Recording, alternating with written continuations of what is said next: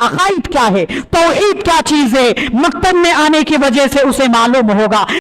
اور جب انہیں سوال کیا جا رہا ہے کہ آپ کے نبی کا نام کیا ہے تو جواب نہیں دے رہے ہیں، انگلش تو اچھا بول رہے ہیں، آخری نبی کون ہے جواب نہیں دے رہے ہیں۔ فَأَعُوذُ بِاللَّهِ مِنَ الشَّيْطَانِ الرَّجِيمِ بسم اللہ الرحمن الرحیم۔ وقال النبی صلی اللہ علیہ وسلم طلب العلم فریضۃ علی کل مسلم، او کما قال علیہ الصلاۃ والسلام۔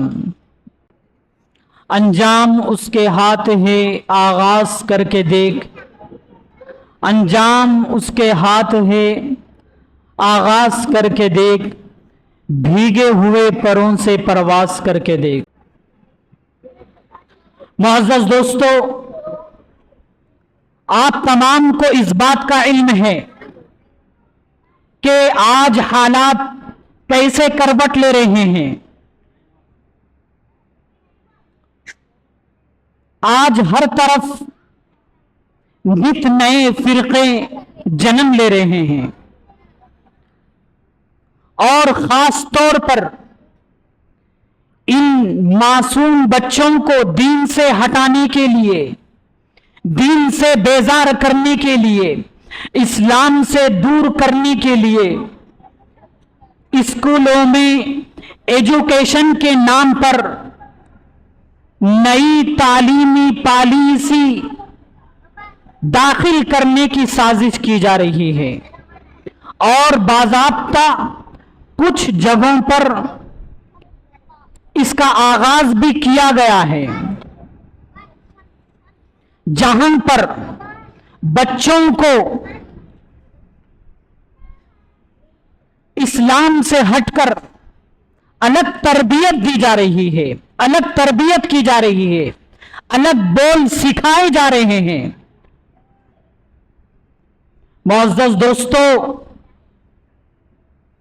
یہ معصوم بچے اگر مکتب سے دور رہیں گے اور اسکولوں کے ماحول میں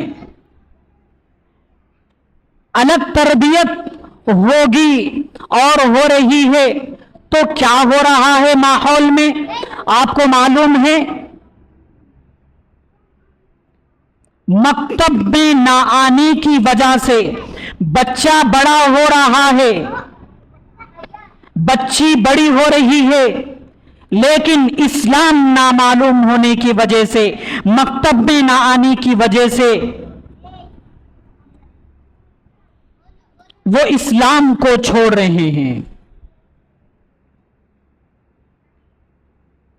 نت نئے فرقوں کی وجہ سے، مکتب میں نہ آنے کی وجہ سے، اور ان پر محنتیں ہو رہی ہے، ایسی محنت کی جا رہی ہے کہ اسلام ایمان نہ ہونے کی بنیاد پر وہ فتنوں کے چنگل میں آ جا رہے ہیں، نوجوان فتنوں کے شکار ہو رہے ہیں، فتنے گوہر شاہی، فتنے فیاض، فتنے غامدیت،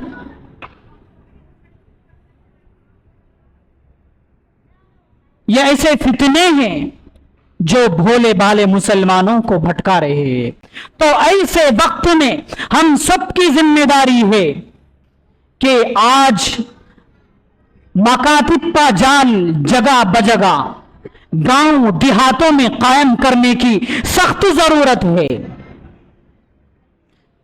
گلی کوچوں میں مکاتب قائم کرنے کی سخت ضرورت ہے، اور بچوں کو مکتب میں باضابطہ منظم انداز کے ساتھ بھیجنے کی سخت ضرورت ہے۔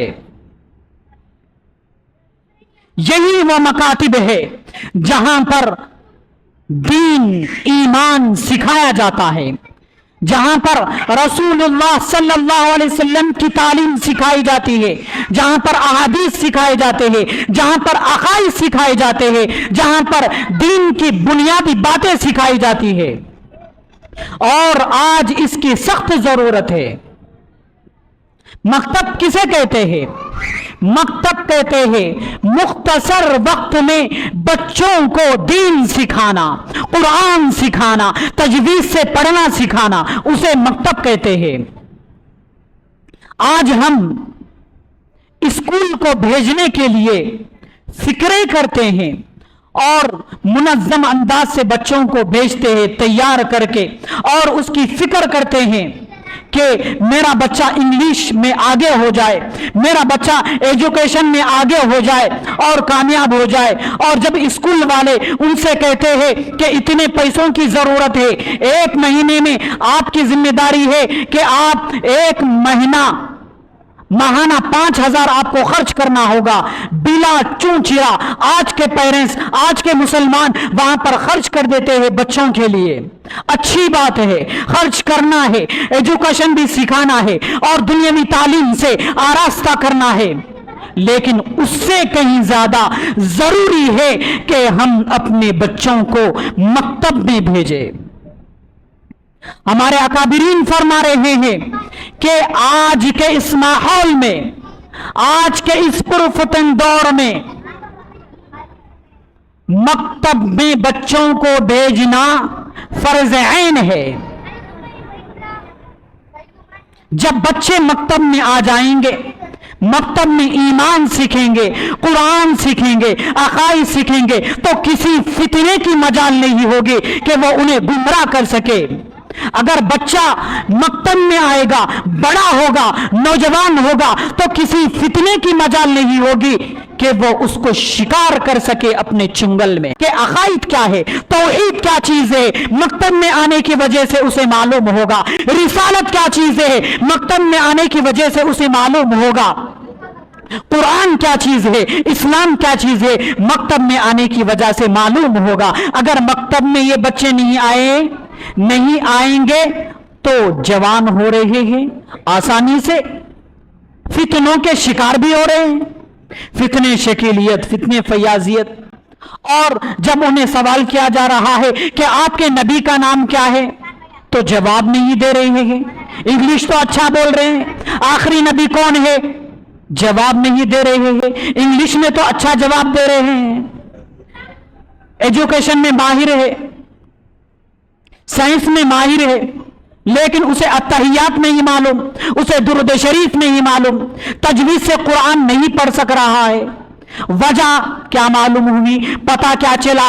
پتہ یہ چلا کہ وہ بچہ شروع سے مکتب میں نہیں آیا، بڑا ہوا اور فتنوں کا شکار ہو گیا۔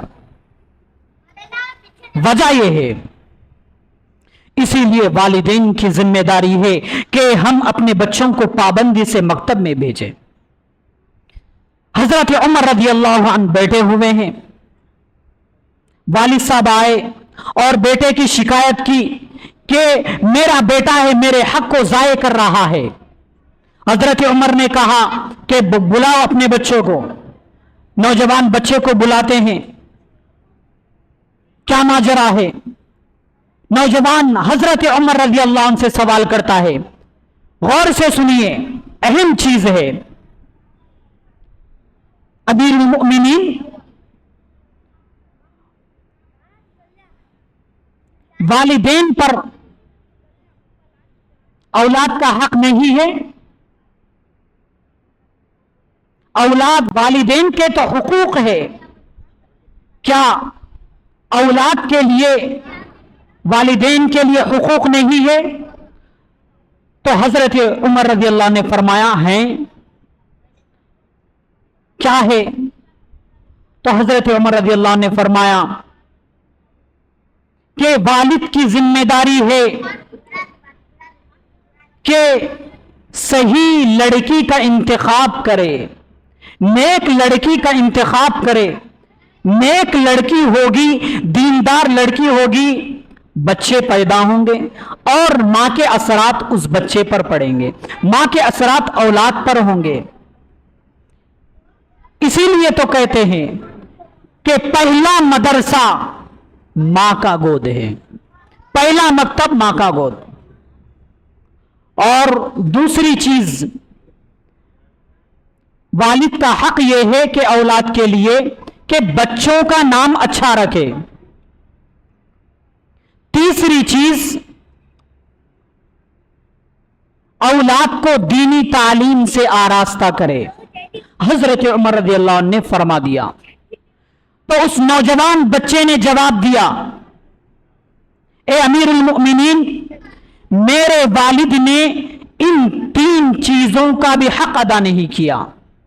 میرے والد نے نکاح کیا مجوسی عورت سے, اور میرے والد نے میرا نام بھی صحیح نہیں رکھا, جعل رکھا ہے میرے والد نے میرا نام, جس کے معنی ہے بدصورتی کے, اور مجھے دینی تعلیم سے بھی آراستہ نہیں کیا, دینی تعلیم بھی نہیں سکھایا. تو حضرت عمر رضی اللہ عنہ والد کی طرف متوجہ ہوتے ہوئے فرمایا, آپ نے اپنے اولاد کی حق تلفی کی ہے, آپ نے بتایا ہی نہیں کہ دین کیا چیز ہے, حق تلفی کی ہے, اپنے اولاد کے حقوق کو ضائع کیا ہے, لہٰذا یہ بچے بھی آپ کے حقوق کو, اس بچے نے بھی آپ کے حق کو ضائع کیا ہے. فیصلہ ختم کر دیے. پتہ کیا چلا؟ پتہ یہ چلا کہ مسلمانوں کی ذمہ داری ہے, والدین کی ذمہ داری ہے کہ ان چیزوں کے بارے میں سوچے, اسلام کے بارے میں فکر کرے. اور آج تو دنیا کروٹ لے رہی ہے, کتنی بچیاں ہیں جنہیں اسلام نہ ہونے کی وجہ سے, ایمان نامعلوم ہونے کی وجہ سے اسلام کو چھوڑ دیا ہے, اسلام کو الوداع کر رہی ہے. اور نوجوان بھی گمراہ ہو رہے ہیں اسلام نامعلوم ہونے کی وجہ سے, علماء سے رابطہ ختم کرنے کی وجہ سے. علماء سے آج نوجوان مسائل نہیں پوچھ رہے, علماء سے آج نوجوان مشورہ نہیں کر رہے, علماء سے ایک دم دور ہو رہے ہیں, کیا کچھ کی پڑھ لے رہے ہیں کوٹ بوٹ میں, ہما کچھ معلوم ہے, ہما کچھ پورا معلوم, گوگل پہ سرچ کر کے اس طرح گمراہ ہو رہے. نہیں میرے دوستو, اسلام کے بارے میں علماء جانتے ہیں, دین کے بارے میں علماء جانتے ہیں, اسی لیے علماء سے اپنے تعلق کو مضبوط کرے, ان سے مشورہ لے, تو انشاءاللہ زندگی کے مراحل اچھے گزریں گے. اور آخر میں بات یہ ہے کہ مکتب کے بارے میں سوچے, فکر کرے, منظم انداز سے مکتب کو چلانے کی کوشش کرے. ان کے کپڑے بھی الگ ہو, ڈریس بھی الگ ہو, مکتب کے منظم انداز سے, اور ایک ٹائم مقرر کرے پڑھانے والے کے لیے, جو پڑھانے کے لیے منتخب ہے ان کے لیے چاہے تو زیادہ تنخواہ کا انتظام کرے, لیکن دین کو بچانا, دین کو سکھانا ہم سب کی ذمہ داری ہے. اسکول کے وقت کسی کو اعتراض نہیں ہوتا, خاموشی کے ساتھ دے دیتے ہیں, لیکن قرآن کے وقت, مدرسے کے وقت اعتراضات پیدا ہو جاتے ہیں. کیوں؟ اس لیے کہ اسلام کی محبت نہیں ہے, قرآن کی محبت نہیں ہے, نبی سے عشق کم ہے. تو معزز دوستو, ہم سب کی ذمہ داری ہے کہ ہم اپنے بچوں کو مکتب میں بھیجے, منظم انداز سے مکتب کو مضبوط بنانے کی فکر کریں گے انشاءاللہ. اللہ رب العزت سے دعا ہے کہ اللہ ہم سب کو کہنے سننے سے زیادہ عمل کرنے کی توفیق عطا فرمائے. اب جس کے دل میں آئے وہی پائے روشنی, میں نے تو دل جلا کے سر عام رکھ دیا. وآخر دعوانا ان الحمدللہ رب العالمین.